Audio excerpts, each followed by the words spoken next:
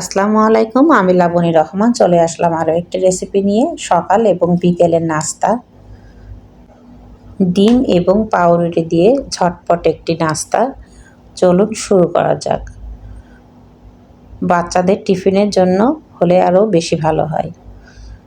আমি এখানে নিয়েছি 3টা পাউরুটি, একসঙ্গে করে চাকু দিয়ে আমি কেটে নিব। কেটে নিয়ে তারপরে বাটির ভিতরে আমি 3টা পাউরুটির জন্য 2টা ডিম নিয়েছি।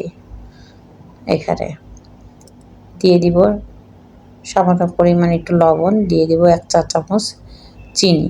এটা বড় সাইজের চামচ, একটু চিনি দিয়ে ভালো করে গুলিয়ে নিব। নিয়ে দিয়ে দিলাম তেল। ফ্রাই প্যানে তেল গরম হয়ে আসলে আমি পাউরুটিগুলা ডিমে মাখিয়ে ভাজি করে নিব। হালকা বাদামি রং করে ভাজবো। যে যেমন খেতে পছন্দ করেন সেই রকম করে ভেজে নেবেন। আমি একটা একটা করে আবার উল্টিয়ে দেব। এক পিঠ হয়ে গেলে আর এক পিঠে আমি উল্টিয়ে দিব। খুব আস্তে আস্তে জালে ভাজি করতে হবে, না হলে পুড়ে যাবে।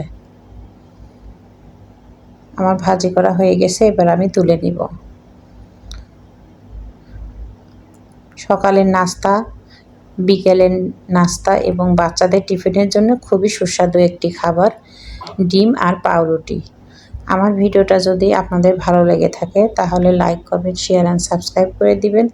ভালো থাকুন, সুস্থ থাকুন। আল্লাহ হাফেজ।